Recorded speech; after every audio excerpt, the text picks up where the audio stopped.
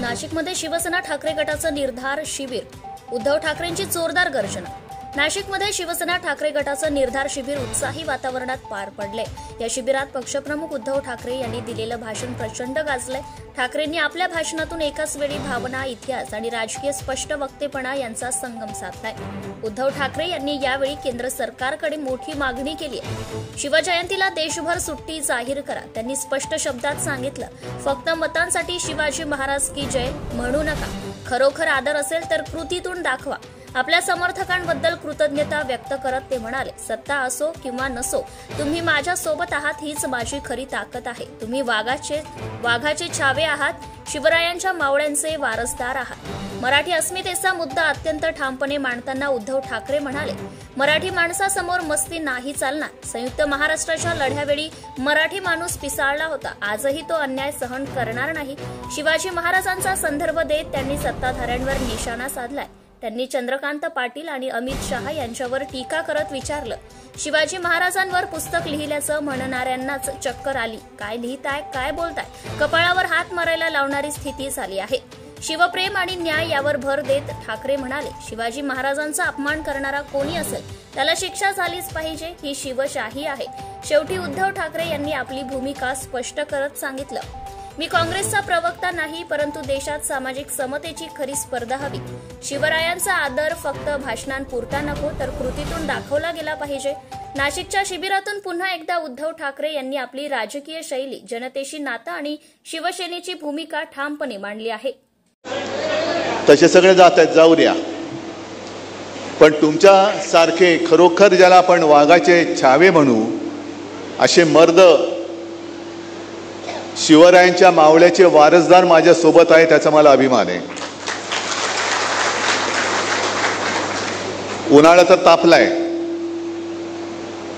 खूप गरम झालाय महाराष्ट्र, रेकॉर्ड ब्रेक। आणि शिवसेना प्रमुखांचं एक वाक्य मला आठवतंय की ज्या वेळेला अशा उन्हामध्ये सभा व्हायच्या, म्हणजे आता तर आपण हॉलमध्ये आहोत, एसी कमी पडतोय,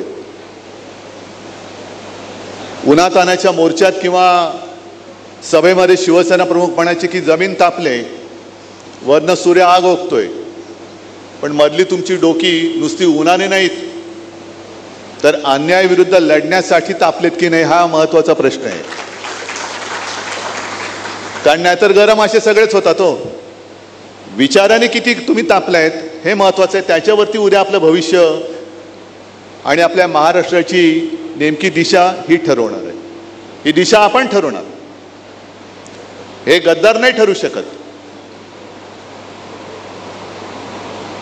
हा सगळा जो काही इतिहास आपण, मगाशी मी येताना मुंबईचा पवाडा ऐकत होतो, माझी मैना गावाकडे राहिली, संयुक्त महाराष्ट्राचा लढा। आपल्यापैकी किती लोकांना माहिती आहे संयुक्त महाराष्ट्राचा लढा काय तीव्रतेने लढला गेला आहे? किती 2-3 हात उभे फक्त राहिले असतील।